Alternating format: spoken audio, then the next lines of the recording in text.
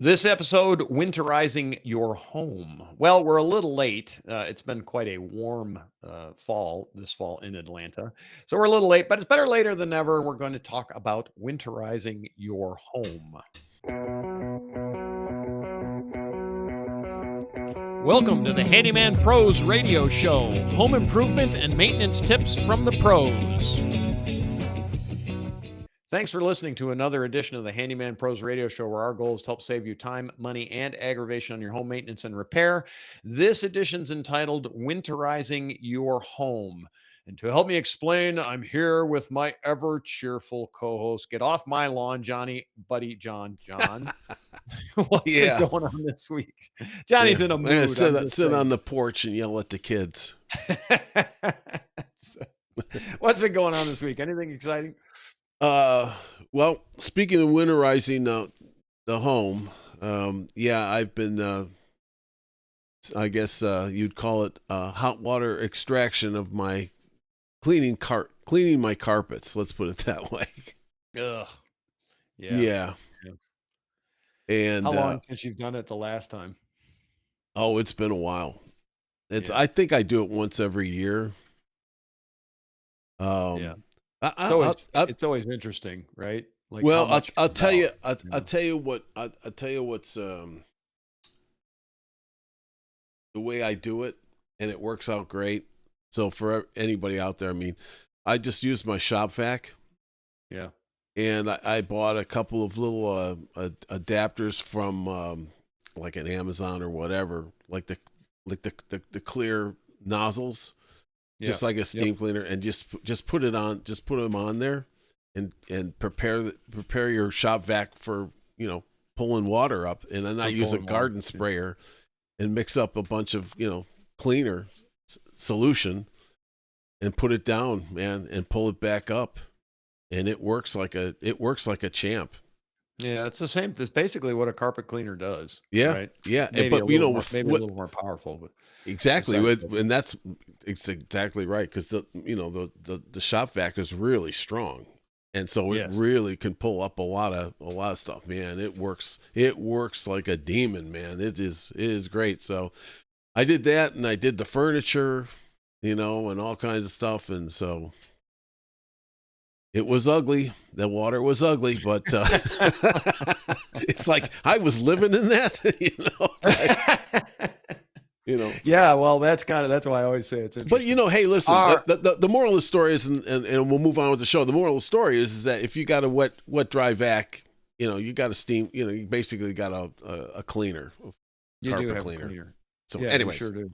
Anyway, be that as may. All right, folks, before we get started, please like and subscribe. We do have a big announcement coming up on our show that, gosh, we were a little shocked. Anyway, with that, it just helps get the word out there for us. So please do that if you would. All right, Johnny, let's get on with winterizing your home, a checklist. We will publish this one out again on the Facebook page as well. So, stay tuned if you want to see it. That's at Handyman Pros. We'll put this out there. But, and again, some of this stuff, like I say, we're a little bit late here. This is going to be probably early. So folks, get on it. Yeah. So get on it. If you haven't done it, it might be a little late, depending on where you live. Because both Johnny and I know we come out of the north, so we understand it's already too late for half this shit because there's already freaking snow in the air. But anyway, it is what it is. First and foremost, Johnny, what are we doing? These are outdoor tasks, right? Yeah. So I think I've said this before. I always go around my house and I look. I just walk my house and look. But I will tell you that from my perspective, is I'm always looking at the roof and the gutters. Roof and the gutters, especially here in Atlanta. I try to get as much leaves off now. I just had new gutters put on, and I got leaf guards and everything, but they still pile up in certain spots. But if you don't have gutter guards, hey, get your gutters cleaned. Yeah, very much so. Especially if you live up north and you're susceptible to ice dams and things like that are about to come up. Yep. It sucks to be you up there, but no, they can stay there, Johnny. It's okay. Yeah. But also do inspect your roof as well. Look for damage and flashing, look for damage on shingles, stuff like that. Replace all that stuff. Trim some of your overhanging branches if you're not too late. We don't talk enough about doing trimming on the outside for overhead branches, but there's lots and lots of reasons, not just your roof, but also varmint infestation and things about keeping brush away from your roof line, because it's a highway. It's a highway for rats and mice, or not mice. Well, yeah, mice, I guess too. Rats, mice, squirrels, chipmunk, all that stuff. They climb trees and they run out in your roof. So anyway, you know, it's true, right? Plus the shade and blah blah blah, and Well, it I've drops had all the I've had leaves. plenty of problems with all that stuff over the years. Yep. I Yep. hate So it. it's just kind of one of those things. Yeah, and it's just a matter of keeping it trimmed off. So check your exterior walls and foundation. Again, Johnny and I are big about just walk, you walk your property. So for me, if I'm looking at the foundation, I want to make sure that my drainage is actually away from the house, right? Sounds simple. It is simple, but the berm needs to be higher at the edge of the foundation than back. That's one thing. Caulk any of the gaps and stuff around windows, fill in holes on the exterior of the foundation. Johnny, you did your weather stripping again this year, right, Yep. John? Yep. Yep. Weather stripping on your doors, replace it as necessary. Door stuff. Gosh, your main door at your house probably should be done once a year because you actually use it that much, right? It's all based on usage. If you don't, the doors you don't use, not quite so much, but all that kind of thing. If you have a window AC unit, get it out, or at least cover it tightly and cover it with insulation. Keep it looking good. So the next one is one John has to do, which is yard and outdoor plumbing. Johnny has some outdoor plumbing he repairs every year. Well, hopefully not anymore. I don't. But I did that, in that Black Swan event. Yeah. But I do have, pipes that run underneath that I put underneath my deck, and I have to drain all that out from the faucet on the house to the underneath of the deck. So I got a couple of different faucets. And so it's these kind of things to think about before you get shut off your exterior faucets if you can. At least right. that's big here in the South for sure. And I know you need to do it in the North, but usually in the North they use frostproof faucets, which go way inside the walls. But here in the South they don't do that. So shut your faucet lines off. Yeah, but Johnny did. When I replaced my faucet, I put in a frost freeze. Oh, you did put in a frostproof freeze proof. Yeah, freeze proof one. Yeah. So, they got a couple of things, folks, you might think about this. You can go out and buy them. They're called misers or something, water misers.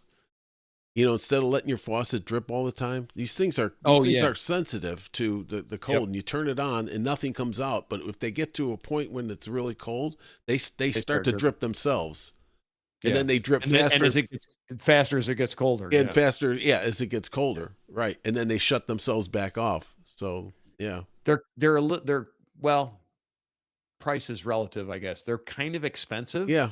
But it's cheaper than a repair on a broken pipe. Okay. Right? So if you're going to go out of town for the holidays, they're great. Yes. Yeah. I mean, $60 for two of them, or I don't know what they are. Anyways, it's about that. But you can think about that. Yeah. Your garden hoses and stuff. You know what? Get them up off the ground. Get them drained out. You're done, right? Because you'll blow them all up. You just don't even understand it.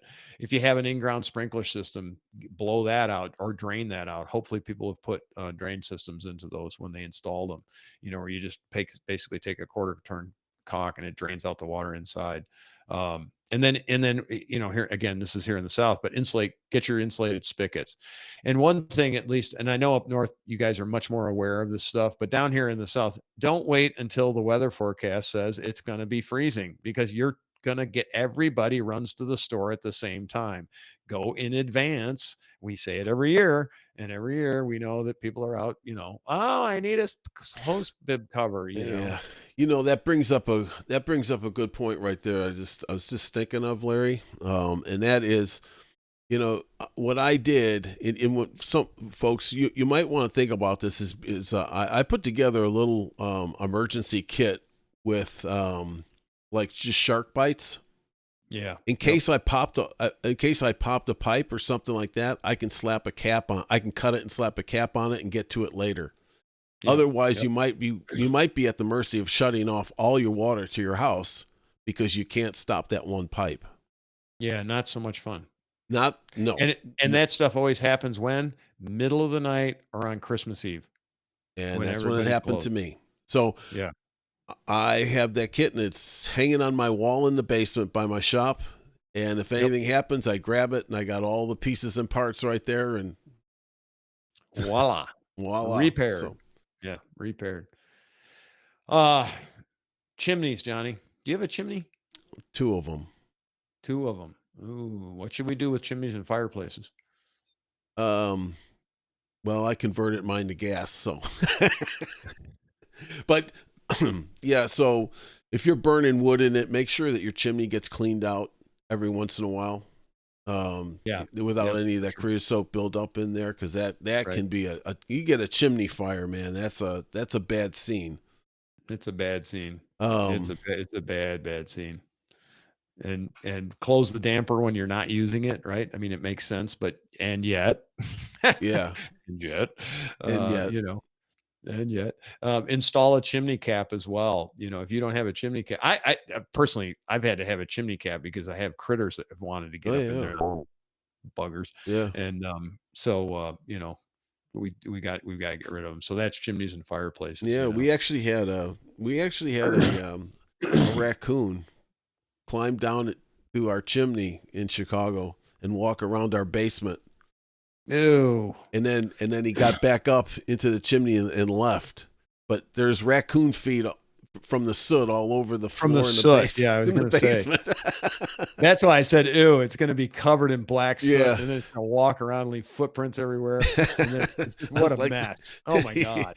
so Ugh. yeah, to your Oh. point, a chimney cap. And I'll Hey, Johnny, just here's the plus side of that situation. He cleaned your chimney for you. yeah, right, right. I can imagine what that thing looked like. Oh my god, it had to be black as night, Yeah. coming out of that thing. That Had to. that Uh, I will also say that you folks, everybody now they put those fireplace inserts in instead of masonry fireplaces anymore, right, and they're pretty cold. A lot of times they don't know how to install them, or they're cold because they have a damper that goes to the outside to draw fresh air in. So just right. be prepared on that one because those Yep. things can leak like crazy cold air coming in. Yep. Yep, for sure. The next thing to do is part of your heating system, and hopefully this is like we already talked about this. We're late on this one. I do this stuff back in October. But replace your furnace filters, get a MERV 11 or better. As we always talk, MERV is the rating, MERV 10 or MERV 11 or better for better air quality. Get your you know what? Turn your furnace on beforehand, right? Or your boiler or heat pump or whatever you use. Make sure the thing's working, right? You know, I mean, it sounds simple. It is simple, but how many times, John? Because Well, you if don't you you don't wait for especially like a I won't I don't want to say life and death, but if you live up north, you don't have a furnace. You are, yeah, you've you're gonna got be issues. SOL. Yeah, you got some issues. Yeah. Yeah. So turn it So on, make sure that it works. And if it shoot, that's true even here in the South, though, if you think about it. If it gets really cold, you got and your heat fails, you got some issues, you Yeah, know? you got some issues, but we can get away. I've gotten away with electric heaters and that for an emergency. But True. when you're up in Chicago and it's in it, or up north when it's below zero, yeah, you Yeah. got you got some issues. You So got some life-threatening issues is what yeah, it is. Yeah. exactly. So that's the thing. Yeah, and if you got a heat pump too, get the professional guys out. But if you got a heat pump, get the cold climate settings and auxiliary heat. Make sure it's working right. All that good sort of stuff. Clean your baseboard heaters if you have them, and/or radiators if you have them. Just depends on your thing. Bleed your radiators if you have hot water heat. Um, we don't see that here in the South, but I saw a ton of it when I was in Alaska. It's how they do boilers and Oh steam yeah, heat, or not steam, but boilers and radiators all over the place. And, um, and I remember it growing up in the North too. It was all over, especially in the older homes. yeah, yeah. You got to bleed It was them. everywhere. Got to bleed them. Got to get the gunk out of them. So take care of that. Like I say, we're a little behind the eight ball. So if you haven't done that, you really need to get on that. Back to insulation. We always talk about insulation. It's cheap. It's easy, right, John? Upstairs, what do you do? Attics. Yeah, I mean, I just had. Well, this has been years now, but I had it all blown in. Yep. More Yep. insulation. Yep. Put Um, some more in. It's you you know, want to if be you've got careful. if you've got some old insulation, it settles after a while. And it It doesn't does. provide the R value anymore. So if you go up there and you look and you say, man, if it's underneath the rafters and stuff like that, It's too low. Yeah, that's yeah, too low. yeah, you need to get something, take care And of it kind of one of the yourself. Yeah, one of the great things about the blown-in stuff is you can just go right over the top of the old stuff. It doesn't really Right, matter, and it just makes it that much better. right. So, you're supposed to be R49 in most of the US, R60 if it's really cold out, and R60 is pretty thick. So just do that. Maybe get an attic hatch for the pull downstairs too. They make those kind of cool hatches. You know what I'm talking about, right, John? Yeah. Have you ever seen one? Yeah, Yep. they're Yep. pretty cool. I mean, they help. Every little bit helps, right? Right. Rope your walls and your stuff in like that, and particularly in really cold climates, it matters. Door sweeps, draft snakes for exterior doors too. So Yeah, and that's the time to to go out and buy like door snakes. right, Is now yeah, before everybody rushes because you can find them in the big box stores. right, So right, I use them all the time. yeah. I mean, no We're matter Johnny. how There's good, other snakes you use as well, but yeah, we're not going to talk about this. Is you just you great know show. Yeah, the thing is no matter what how good the bottom of the seal is on your door, they just seem there's always that gap somewhere. There's well, always a hole that gets the cold air gets yeah. through. It's physics, right? So Yeah, first off, it's a huge moving part of your house, right? It's probably the second largest moving thing in your home is your front door. Your second or your first biggest thing, usually 99% of the times, is your garage door, right? So you got your garage door, but your secondary biggest thing that moves in almost all cases, not all, but in most cases, is a 36-inch exterior door, right? It's a pretty great big hole. It's 36 by 80, and it's tough to seal all the way around those things. I don't. I've We've played with this. We've played with this a million times. Still, there's always gaps. Always, yeah, always. It's almost impossible, and they're small, but still, there's gaps. So a door snake's it's cheap, right? And it's easy. Yeah, and it is one of those things. You're right, John. You got to get out early and get those because when it gets cold, then they're gone. You yeah. don't. I take it from me, man. I've been there, done that. Hey, Yeah, what happened to all these things? Every time I'm in here, you got a ton of them. Yeah, well, they're all yeah. gone. Yeah, because you're doing the wrong time. Windows and doors and storm windows if you got them.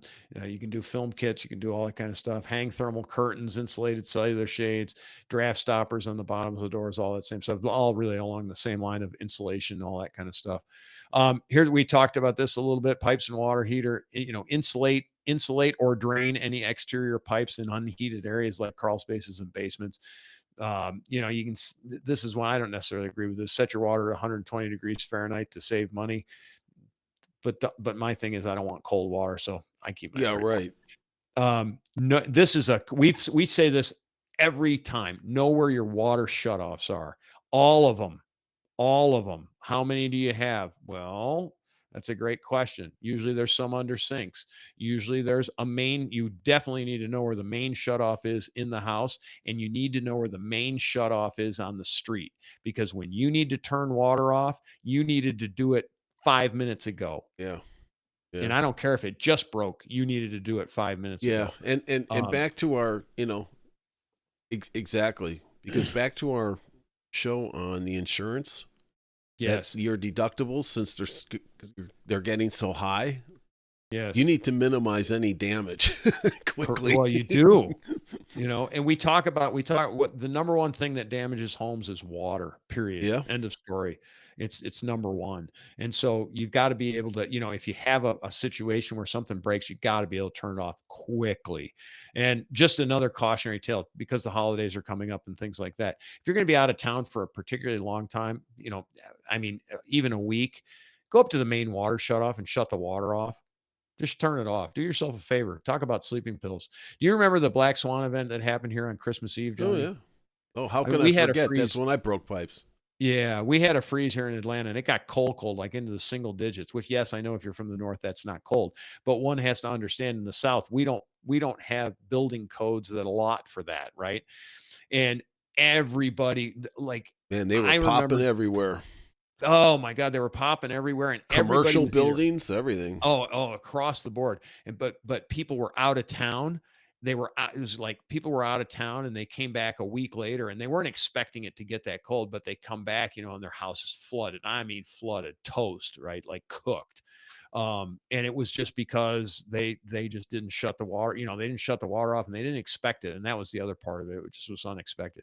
But yeah, I mean, I must have seen 25 houses that were flooded, like almost condemned as a result, because it was a week's worth of water. They were on vacation, and a pipe broke, a 3/4 inch pipe broke, and there's 2.5 million gallons of water poured into their house. And what do? Not much at that point. So that's way too late. So there is some technology out there too, right? There's those water sensor shutoffs. It's the water. Yes. There's too much flow, it shuts your water off automatically. There's always something to consider.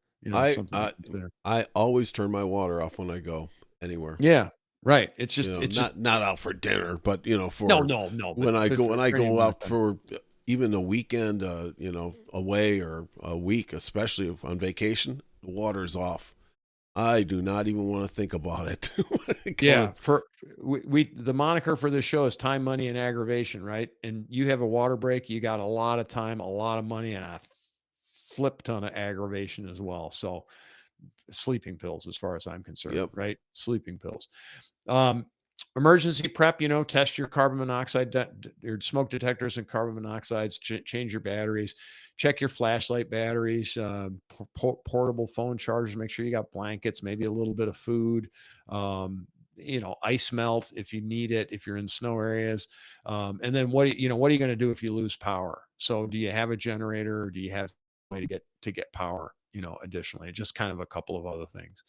I'll tell you what, With that's very important. Once again, um, when you're in this climate, in our climate, not so much the life and death thing, but when you're somewhere else and you lose power, you Yeah, can it's you can you can die. really be hurting. It's more Yeah, than just a convenience. It right. is. It is. Yeah, because we don't Especially have if the you got older ability. people or you have medical devices that you need in your house.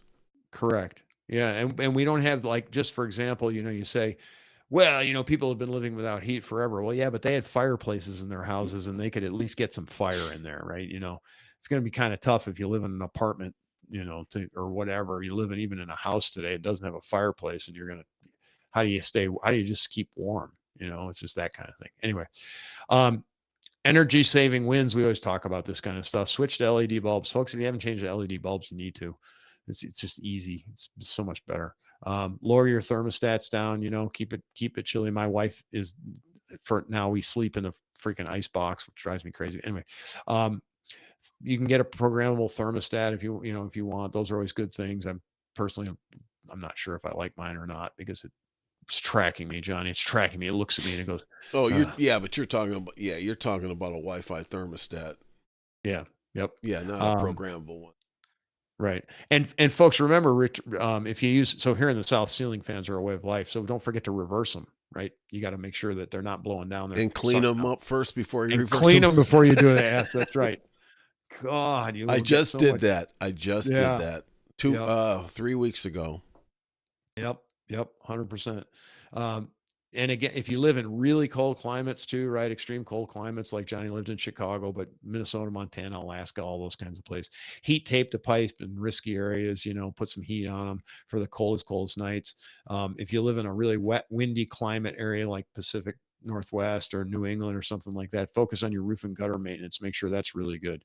Make sure everything's really, really tight for moisture control. And then for us, we still, here in milder winters, you still do have to insulate and seal and all that sort of thing.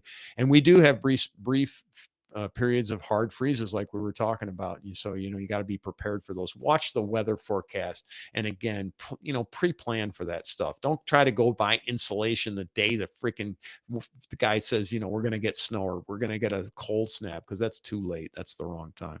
So, all right, Johnny, what else we got? Anything else? I think you covered it all, Larry.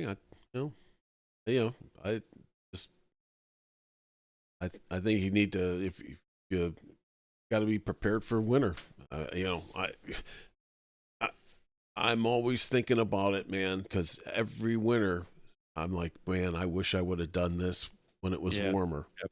Yep. I 100%. always say that. And finally I got ahead of it, with resealing my doors and things like that. But folks, be a little proactive on this. It'll really help. It'll really help. Yeah. Yeah, it really does. It really, really does. Well, Johnny, did they pack you an ice in the spaceship the last time? Pack me an ice. I was just kind of wondering. Speaking of winterization, did they winterize you? Did they freeze your blood and all that good groovy shit? That's what I want to know. I really want to know. Wow, that's a new one. Packed me in ice. Wow. Well, hey, whatever, cryogenically seal you for the cryogenic. Yeah. There you go. They put you, yeah. What happened, Larry, when they woke you up from the cryogenic sleep? Well, I'm not going to say. You couldn't sit down for a month. Anyway, all right, folks. We need to not go any further. Yeah. All right, folks. Listen, Larry's thinking about these things right now, so I'll take us out of here. Be proactive. Winterize your house. You're going to be a whole lot happier for it. Stay safe, and we'll see you next week on the Handyman Pros Radio Show.